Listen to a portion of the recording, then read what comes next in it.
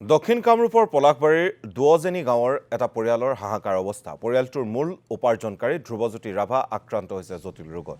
দুয়োটা কিডনী বিকল হৈ পৰিছে ৩০ বছৰীয়া ধ্ৰুৱজ্যোতি ৰাভাৰ। চকুৰ পানীৰে বাট নেদেখা হৈছে ধ্ৰুৱজ্যোতি ৰাভাৰ অন্তঃসত্ত্বা পত্নী। আনৰ ঘৰে কাম কৰি উপাৰ্জনৰ পথ মোকলাইছিল ধ্ৰুৱজ্যোতি ৰাভা আৰু পিতৃয়ে। এতিয়া চিকিৎসাৰ বাবে ধনৰ অভাৱত দিক বিদিক হেৰুৱাবলগীয়া হৈছে পৰিয়ালটোৱে। চৰকাৰ, দল সংগঠন, সহৃদয় ব্যক্তিক সহায় বিচাৰি কাটৰ আহ্বান জনাইছে অসহায় পৰিয়ালটোৱে। পৰিয়ালটোক আৰ্থিক সহায় আগবঢ়াব বিচাৰিলে বৰোদা বেংকৰ ছয়গাঁও শাখাৰ 560501001740 নম্বৰত প্ৰদান কৰাৰ লগতে 7399877084 নম্বৰত যোগাযোগ কৰিবলৈ আহ্বান জনাইছে পৰিয়ালটোৱে। মোৰ ল'ৰাৰ দুটা কিডনী বেয়া হৈছে, মই দিব প্ৰস্তুত হৈছোঁ।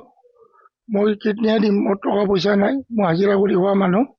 সেই চৰকাৰৰ পৰা অলপ সাহায্য বিচাৰিছোঁ আৰু অসমবাসী ৰাইজকো ভিক্ষা মাগাৰ দৰে মাগিছোঁ, অলপমান সহায় কৰে।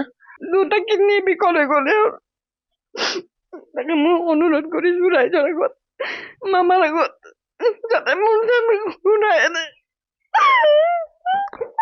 যিকেইটা সাঁচতীয়া ধন আছিলে আৰু ওচৰ চুবুৰী বা আত্মীয় স্বজনে কিছু সাহায্য দিয়াৰ পাছত ফেব্ৰুৱাৰী মাহত যেতিয়া বেমাৰটো ধৰা পৰিলে, তেতিয়া বাহিৰতো গ'ল, সাঁচতীয়া ধনকেইটাও শেষ হ'ল।